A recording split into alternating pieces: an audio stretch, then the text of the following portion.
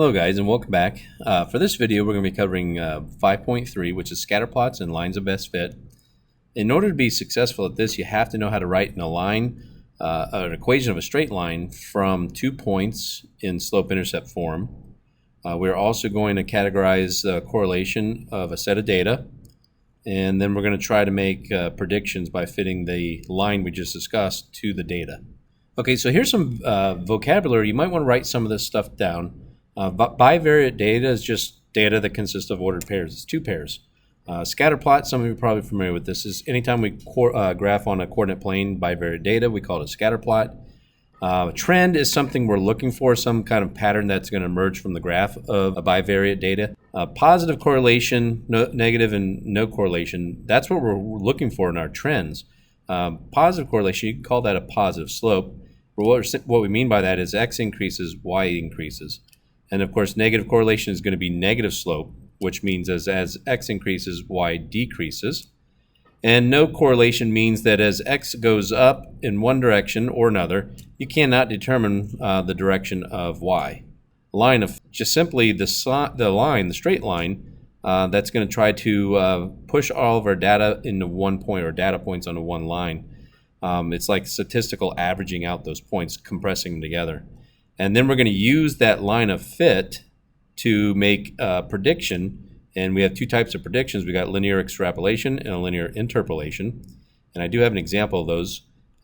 Linear extrapolation is just making a prediction of an x value that's outside the extreme values of the data set. And I'll show you that on the graph. And then making a prediction using x values that are inside the extreme values is called linear interpolation. So here's our first example. We want to evaluate the correlation. So we have our data here plotted out. What we're looking at here is a scatter plot that displays the height and weight of New Orleans Saints football players.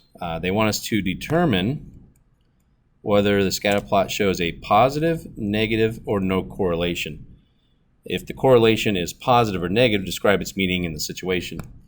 So if you look at this data over here, and we try to draw a line that averages it, it's kind of like a line right through the middle. That may not be the line of best fit, but it's a pretty close one. That line is going up and to the right, which means it has a positive slope, which means this is a positive correlation. So we got a positive correlation. And what that means is as the height of the players increases, so as the height goes this direction, the weight of the players in pounds is also increasing, or you want to use some words like this: usually increases or typically increases, because we can't say it's a guarantee. But it looks like the connection between height and weight is a positive one. For the next one, we're going to write a line of fit, and then you'll see a little side note here. It says make a prediction for the 2005 and 2015. Is that extrapolated or interpolated? So we'll get to that in a minute. So typically we'll collect data like this in a table. Then we got another part of the table over here, and this is years since 2000. And this acts like an X and a Y. So we got an X here and a Y here, and then we just go put them on the table or in the graph. Now they went ahead and drew a line of best fit for us. It's not really the best line of best fit, but it's an eyeball line of best fit. And the first thing we want to do is write an equation of the line of best fit. And so here's what we're going to do. First thing I want to do is identify 2 points on the line itself. Now, some of the points, like this one right here, is actually on the line, but most of the other points are not quite on the line. So what I'm going to do is pick a point that's actually on the line that makes a lot of sense to me. So I'm going to look at the 6 here and look at the dot that's right above it, and it looks like it's about, okay, this is 25,000 here, so 25,000. So halfway between 25,000 and 30,000, which should be about 27.5. So I'm going to use the ordered pair 6, 27,500. I'm going to use that. And another point that looks pretty easy to figure out would be this point right here, which is a 3, and it looks like about 22,500. So that point's going to be a 3 and 22,500. So the first thing I need to calculate is a slope between those 2 points. So it's going to be, I'm going to write them again off to the side here. So over here I have my y2 minus y1 over x2 minus x1, and that's going to give me about 5,000. Remember, these are approximations, so they're not going to be exact, over 3. which I'm going to approximate out to 1,667. I'm going to keep my numbers pretty simple here. So 1,667. So this becomes my slope. Now I want to write the equation in point slope form and then write it into slope intercept. So I'm going to drop this into point slope form. So y minus y1 equals m times x minus x1. And I'm going to choose the smaller of the 2 points, which is this 3 and 22,500. So y minus 22,500 is equal. Slope was 1,667 and times x minus 3. I'm going to simplify this a little bit. Distribute my 1,667. Get 1,667x minus, this was 5,001. And then I'm going to add the 22,500, I forgot a 0 there, to both sides.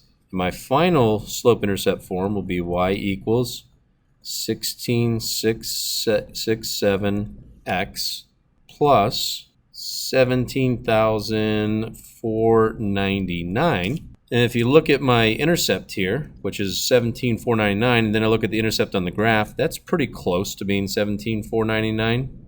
It looks like it might be a little bit smaller than it's supposed to be, but that's close enough.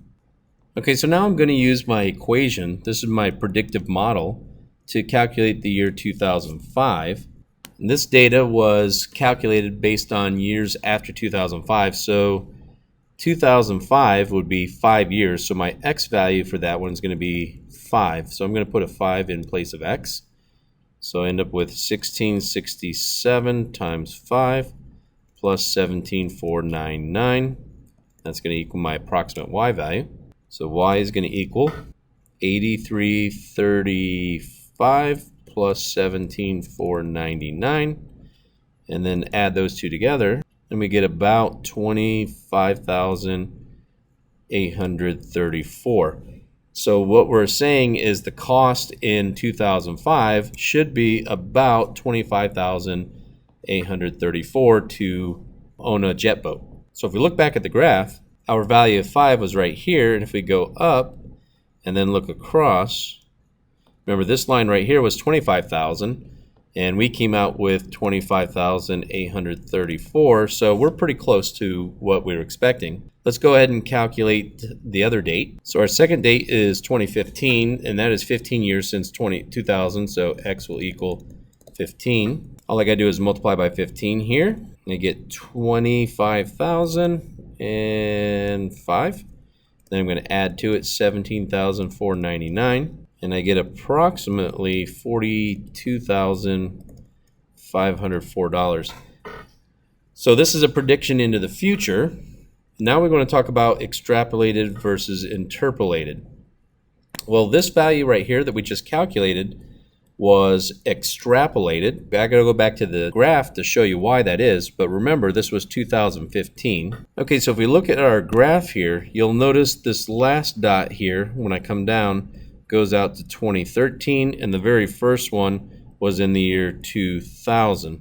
So we had 2013 in the year 2000.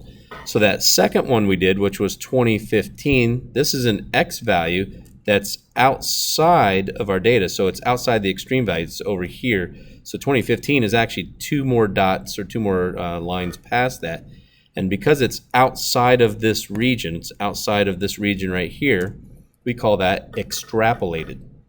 Now, when we did the other one, which was 2005, the 2005 occurred right here. You'll see when I move up, it occurs right in the middle of my data set, and we call that interpolated when it's inside the extreme value. So within the x value of 0, 0, and the x value of 13, which are actual data points that we observed